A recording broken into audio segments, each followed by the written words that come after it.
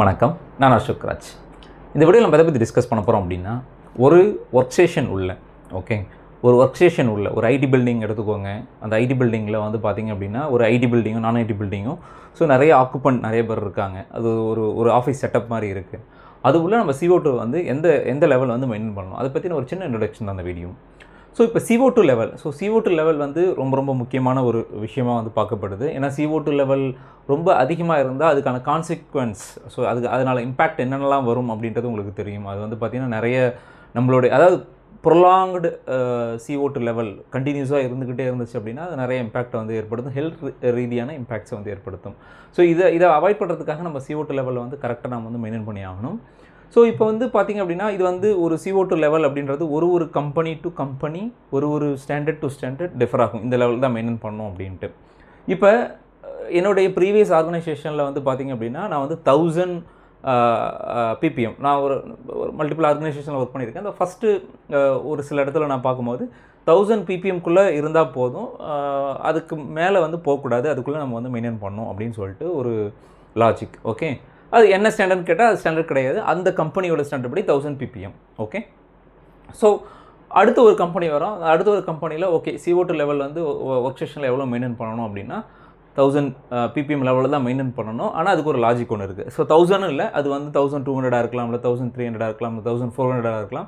அதுக்கு ஒரு லாஜிக் இருக்குது. என்ன அப்படின்னு சொல்கிறாங்கன்னா, ambient CO2, CO2 level in the atmosphere, ambient, ஓகேவா, அந்த லெவல் ப்ளஸ் 500, அது ரெண்டும் தான் வந்து உங்களுக்கு த்ரெஷ்ஹோல்டு. ஃபார் எக்ஸாம்பிள் வந்து பார்த்திங்க அப்படின்னா, எனக்கு வந்து பார்த்திங்க அப்படின்னா, எனக்கு ஆம்பியண்ட்டில் ஒரு 500 CO2 லெவல் இருக்குதுன்னு வச்சுக்கோங்க.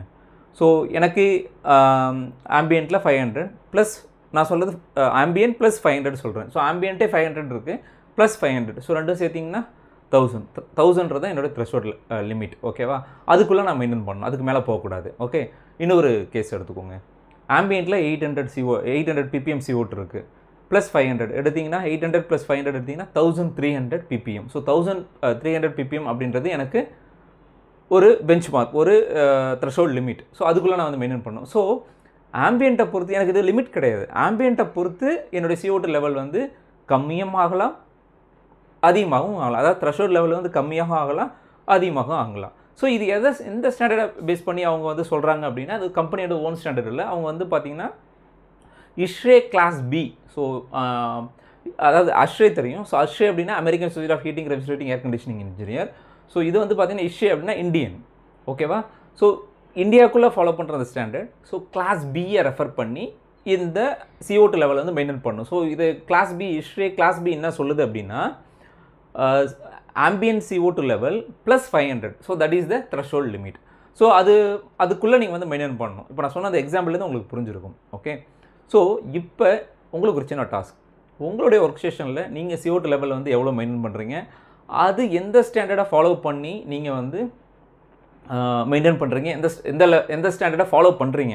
மேபி சம் கேசஸில் வந்து ஸ்டாண்டர்ட்ஸ் இருக்கும், சம் இதில் ஸ்டாண்டர்ட்ஸ் இருக்காது. அது என்ன அப்படின்றத கமெண்ட் பாக்ஸில் கமெண்ட் பண்ணுங்கள். உங்களுக்கான ஒரு சின்ன டாஸ்க் தான். உங்களுடைய நாலேஜும் வந்து ஒரு என்ன சொல்கிறது, ஒரு செக்அப் பண்ண மாதிரி உங்களுக்கு இருக்கும். சரிங்களா, இது வந்து நிறைய இடத்துல நீங்கள் இன்டர்வியூ போனீங்க அப்படின்னா கண்டிப்பாக இது வந்து கொஷின் கேட்பாங்க. எந்த லெவல் CO2 லெவல் வந்து நீங்கள் மெயின்டைன் பண்ணிட்டுருக்கீங்க, அது என்ன ஸ்டாண்டர்டை ரெஃபர் பண்ணிக்கிட்டு இருக்கீங்க. ஸ்டாண்டர்ட் இருந்துச்சுன்னா ஸ்டாண்டர்ட் சொல்ல போகிறீங்க, இல்லைனா அது வந்து கம்பெனியோட ஓன் ஸ்டாண்டர்ட்னு சொல்ல போகிறீங்க. பட் ஸ்டாண்டர்டை தெரிஞ்சுக்கோங்க. இது one of the standard. ISHRAE class B படி இந்த CO2 லெவல் வந்து பார்த்திங்கன்னா ஆம்பியன்ட் ப்ளஸ் 500 அப்படின்னு சொல்லிட்டு இருக்குது. ஆம்பியன்ட் ப்ளஸ் 500 கம்மியாக இருக்கணும், லெஸ் தென் ஆம்பியன்ட் ப்ளஸ் 500 ppmோட கம்மியாக இருக்கணும். அப்படி மெயின்டைன் பண்ணால் தான் அது வந்து ஒரு குட் என்வரான்மெண்ட்டுக்கான ஒரு CO2 லெவல் அப்படின்றத வந்து அவங்க டிஃபைன் பண்ணுறாங்க. சரிங்களா, இந்த வீடியோவில் வந்து சின்ன இன்ஃபர்மேஷன் நீங்கள் எடுத்துகிட்டு போகிறீங்க நான் நம்புறேன். இந்த வீடியோ உங்களுக்கு பிடிச்சது புரிஞ்சதை லைக் பண்ணுங்கள், உங்கள் ஃப்ரெண்டுகளும் ஷேர் பண்ணுங்கள். இந்த மாதிரி கண்டினியூஸாக டெக்னிக்கல் வீடியோ வேணும் அப்படின்னா நம்ம சேனலை சப்ஸ்கிரைப் பண்ணுங்கள். பாய், ஹேவ் எ நைஸ் டே.